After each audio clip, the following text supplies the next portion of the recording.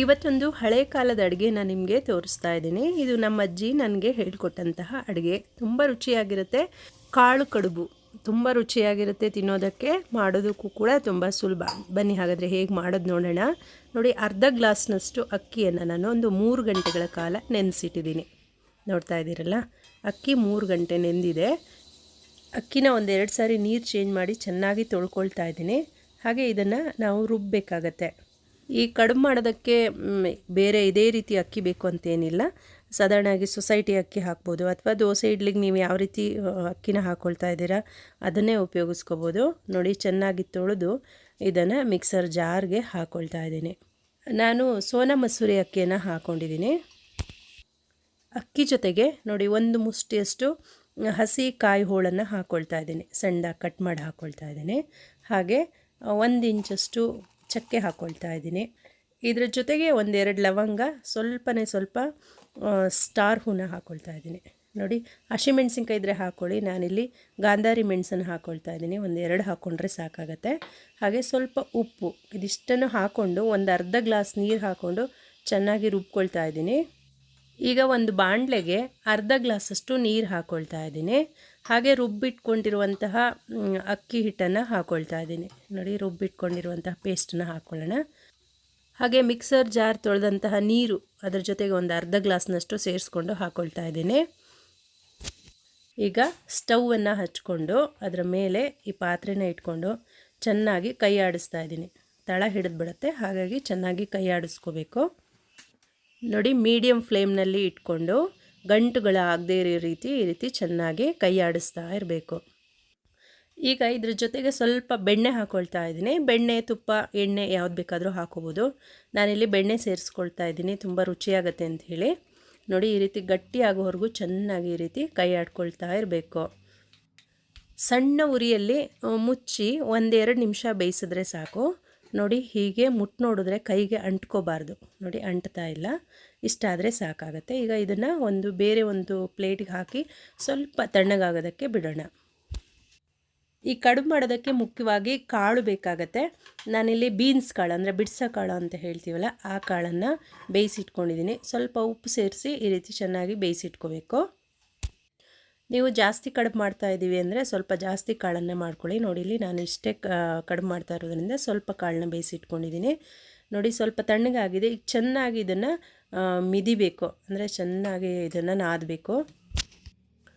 ತುಂಬ ತೆಳು ಮಾಡ್ಕೋಬೇಡಿ, ನೀರನ್ನು ಹದವಾಗಿ ಹಾಕ್ಕೊಂಡು ಮಾಡ್ಕೋಬೇಕಾಗತ್ತೆ. ನೋಡಿ, ಇಷ್ಟು ಮೆತ್ತಗಿದ್ರೆ ಸಾಕು, ಚೆನ್ನಾಗಿ ಬರುತ್ತೆ.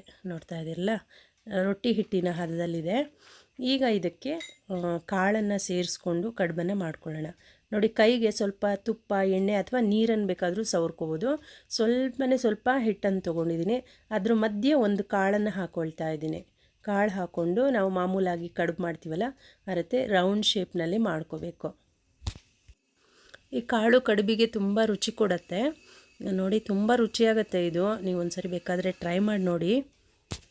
ಹಳೆ ಅಡುಗೆಗಳು, ಸಾಂಪ್ರದಾಯಿಕವಾಗಿ ಬಂದಂಥ ಅಡುಗೆಗಳು ತುಂಬ ರುಚಿಯಾಗಿರುತ್ತೆ. ನೋಡಿ, ಎಲ್ಲ ಕಾಳುಗಳನ್ನೂ ನೋಡಿ ಇದರ ಮಧ್ಯೆ ಇಟ್ಕೊಂಡು ನಾನು ಈ ರೀತಿ ಕಡುಬು ಮಾಡಿ ಹಾಕ್ಕೊಳ್ತಾ ಇದ್ದೀನಿ. ಒಂದು ಇಡ್ಲಿ ಪಾತ್ರೆ ಅಥವಾ ಕಡುಬಿನ ಪಾತ್ರೆಗೆ ಸ್ವಲ್ಪ ತಳದಲ್ಲಿ ನೀರು ಹಾಕಿ ಅದನ್ನು ಕುದಿ ಬರ್ಸಿದ್ದೀನಿ. ಹಾಗೆ ಈಗ ಕಡುಬನ್ನು ಈ ಪಾತ್ರೆ ಒಳಗೆ ಹಾಕ್ತಾ ಇದ್ದೀನಿ. ಒಂದಕ್ಕೊಂದು ಅಂಟದ ಹಾಗೆ ಈ ರೀತಿ ನೀಟಾಗಿ ಸ್ಪ್ರೆಡ್ ಮಾಡಿ ಹಾಕ್ಕೊಳ್ಳೋಣ. ಹಾಗೆ ಈ ಕಡುಬನ್ನು ಒಂದು 15-20 ನಿಮಿಷ ಬೇಯಿಸ್ಕೋಬೇಕಾಗತ್ತೆ. ಇದರೊಳಗೆ ನಾನಿಲ್ಲಿ ಬಿರಿಯಾನಿಗೆ ಉಪಯೋಗಿಸುವಂತಹ ಎಲೆಯನ್ನು ಹಾಕ್ಕೊಳ್ತಾ ಇದ್ದೀನಿ. ಇದನ್ನು ಇಟ್ಟು ಬೇಯಿಸೋದ್ರಿಂದ ಕಡುಬಿಗೆ ಒಳ್ಳೆ ಪರಿಮಳ ಸಿಗುತ್ತೆ, ತುಂಬ ಚೆನ್ನಾಗಾಗತ್ತೆ. ಇದ್ರೆ ಖಂಡಿತವಾಗೂ ಮಿಸ್ ಮಾಡ್ಕೊಳ್ಳದೆ ಇದನ್ನು ಹಾಕ್ಕೊಳ್ಳಿ. ಒಂದು 15-20 ನಿಮಿಷ ಮೀಡಿಯಮ್ ಫ್ಲೇಮ್ನಲ್ಲಿ ಇಟ್ಕೊಂಡು ಬೇಯಿಸಿದ್ದೀನಿ. ನೋಡಿ, ಇದು ಬೆಂದಾಗಿದೆ, ತುಂಬ ಒಳ್ಳೆ ಪರಿಮಳ ಬರ್ತಾ ಇದೆ, ಘಮ ಘಮ ಅಂಥೇಳಿ. ಈಗ ಒಂದು ಬಾಣಲೆನ ಬಿಸಿಗಿಟ್ಕೊಳ್ಳೋಣ. ಬಾಣಲೆಗೆ ಸ್ವಲ್ಪ ಎಣ್ಣೆ ಹಾಕ್ಕೊಳ್ತಾ ಇದ್ದೀನಿ. ತುಪ್ಪ, ಎಣ್ಣೆ, ಬೆಣ್ಣೆ ಏನು ಬೇಕಾದರೂ ಹಾಕ್ಕೋಬೋದು ನೀವು ರುಚಿಗೆ ತಕ್ಕಂತೆ. ಒಂದು ಸ್ವಲ್ಪ ಸಾಸಿವೆ ಹಾಕ್ಕೊಂಡು, ಸಾಸಿವೆ ಚಟಪಟ ಅಂದಮೇಲೆ ಜೀರಿಗೆ ಹಾಕ್ಕೊಳ್ತಾ ಇದ್ದೀನಿ. ಜೀರಿಗೆನೂ ಕೂಡ ಸಿಡಿದ ಮೇಲೆ ಇದಕ್ಕೆ ಈರುಳ್ಳಿ ಹಾಕ್ಕೊಳ್ತಾ ಇದ್ದೀನಿ. ಒಂದು ಸಣ್ಣ ಈರುಳ್ಳಿಯನ್ನು ಸಣ್ಣದಾಗಿ ಕಟ್ ಮಾಡಿ ಹಾಕ್ಕೊಳ್ತಾ ಇದ್ದೀನಿ. ಜೊತೆಗೆ ಕರಿಬೇವಿನ ಎಲೆಗಳನ್ನ ಸೇರಿಸ್ಕೊಳ್ತಾ ಇದ್ದೀನಿ, 1-2 ಕಡ್ಡಿ. ಈಗ ಚೆನ್ನಾಗಿ ಮಿಕ್ಸ್ ಮಾಡಿಕೊಂಡು ಫ್ರೈ ಮಾಡ್ಕೊಳ್ಳೋಣ. ಇದಕ್ಕೆ ಬಿಳಿ ಎಳ್ಳು ಹಾಕ್ಕೊಳ್ತಾ ಇದ್ದೀನಿ. ತುಂಬ ಟೇಸ್ಟ್ ಕೊಡುತ್ತೆ. ಎಳ್ಳು ಮಿಸ್ ಮಾಡಬೇಡಿ. ಬಿಳಿ ಎಳ್ಳು ಅಥವಾ ಕಪ್ಪೆಳ್ಳು ಯಾವುದಿದೆ ಅದನ್ನು ಹಾಕ್ಕೊಳ್ಳಿ. ಹಾಗೆ ಒಂದು 8-10 ಪೆಪ್ಪರನ್ನು ಕುಟ್ಟಿ ಪುಡಿ ಮಾಡಿ ಹಾಕ್ಕೊಳ್ತಾ ಇದ್ದೀನಿ. ಫ್ರೈ ಮಾಡಿದ್ದು ಅದನ್ನು ಕೂಡ ಹಾಕ್ಕೊಂಡು ಚೆನ್ನಾಗಿ ಈ ರೀತಿ ಫ್ರೈ ಮಾಡ್ಕೊಳ್ತಾ ಇದ್ದೀನಿ 1 ನಿಮಿಷ. ಅರ್ಧ ಚಮಚ ಅಚ್ಕಾರದ ಪುಡಿ ಹಾಕ್ಕೊಳ್ತಾ ಇದ್ದೀನಿ. ನೀವು ಬೇಕಾದರೆ ಹಸಿಮೆಣ್ಸಿನ್ಕಾಯಿನೂ ಹಾಕೋಬೋದು. ನಾವು ರುಬ್ಬುವಾಗಲೇ ಮೆಣಸಿನ್ಕಾಯಿ ಹಾಕ್ಕೊಂಡಿದ್ವಿ. ಖಾರಕ್ಕೆ ತಕ್ಕ ಹಾಗೆ ಸೇರಿಸ್ಕೊಳ್ಳಿ. ನೋಡಿ, ಒಂದು ಅರ್ಧದಿಂದ 1/4 ಚಮಚದಷ್ಟು ಇಲ್ಲಿ ಅಚ್ಕಾರದ ಪುಡಿಯನ್ನು ಸೇರಿಸ್ಕೊಂಡಿದ್ದೀನಿ. ಈಗ ಬೇಯಿಸಿಟ್ಕೊಂಡಿರುವಂತಹ ಕಡುಬನ್ನು ಈ ಒಂದು ಒಗ್ಗರಣೆಗೆ ಹಾಕ್ಕೊಳ್ತಾ ಇದ್ದೀನಿ. ಅಕ್ಕಿ ರುಬ್ಬುವಾಗ ಉಪ್ಪು ಹಾಕ್ಕೊಂಡಿದ್ವಿ. ಬೇಕು ಅಂದರೆ ಸ್ವಲ್ಪ ಉಪ್ಪನ್ನು ಈಗ ಸೇರಿಸ್ಕೋಬೋದು. ನೋಡಿ, ಈಗ ಚೆನ್ನಾಗಿ ಮಿಕ್ಸ್ ಮಾಡ್ಕೊಂಡ್ಮೇಲೆ ಇದಕ್ಕೆ ತೆಂಗಿನಕಾಯಿ ತುರಿಯನ್ನು ಸ್ವಲ್ಪ ಸೇರಿಸ್ಕೊಳ್ತಾ ಇದ್ದೀನಿ.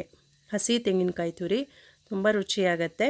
ನೋಡಿ, ಇದನ್ನು ಕೂಡ ಹಾಕ್ಕೊಂಡು ಒಂದ್ಸರಿ ಚೆನ್ನಾಗಿ ಮಿಕ್ಸ್ ಮಾಡ್ಕೊಳ್ಳೋಣ.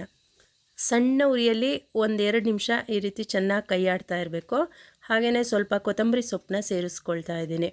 ಈಗ ಎಲ್ಲನೂ ಒಂದ್ಸರಿ ಚೆನ್ನಾಗಿ ಮಿಕ್ಸ್ ಮಾಡಿಕೊಂಡು 1-2 ನಿಮಿಷ ಸಣ್ಣ ಉರಿಯಲ್ಲಿ ಮುಚ್ಚಳನ ಮುಚ್ಚಿ ಹಾಗೆಯೇ ಬಿಡಬೇಕು.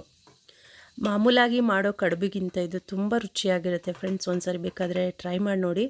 ನಾವು ತಿನ್ನುವಾಗ ಅದ್ರ ಮಧ್ಯೆ ಕಾಳು ಸಿಗುತ್ತಲ್ಲ, ಅದಂತೂ ಒಳ್ಳೆ ಟೇಸ್ಟ್ ಕೊಡುತ್ತೆ. ನೋಡೋದಕ್ಕೂ ತುಂಬ ಚೆನ್ನಾಗಿ ಕಾಣಿಸ್ತದೆ, ಹಾಗೆ ತಿನ್ನೋದಕ್ಕೂ ಅಷ್ಟೇ ರುಚಿಯಾಗಿರುತ್ತೆ. ನಮ್ಮನೇಲಂತೂ ಈ ಕಡುಬನ್ನು ಮಾಡಿದರೆ ಎಲ್ಲರೂ ಕೂಡ ತುಂಬ ಇಷ್ಟಪಟ್ಟು ತಿಂತಾರೆ. 2 ಟೈಮ್ ಬೇಕಾದರೂ ಅಥವಾ 3 ಟೈಮ್ ಬೇಕಾದರೂ ತಿಂತಾರೆ. ಅಷ್ಟು ರುಚಿಯಾಗಿರುತ್ತೆ. ನೀವು ಒಂದ್ಸರಿ ಟ್ರೈ ಮಾಡಿ ನೋಡಿ.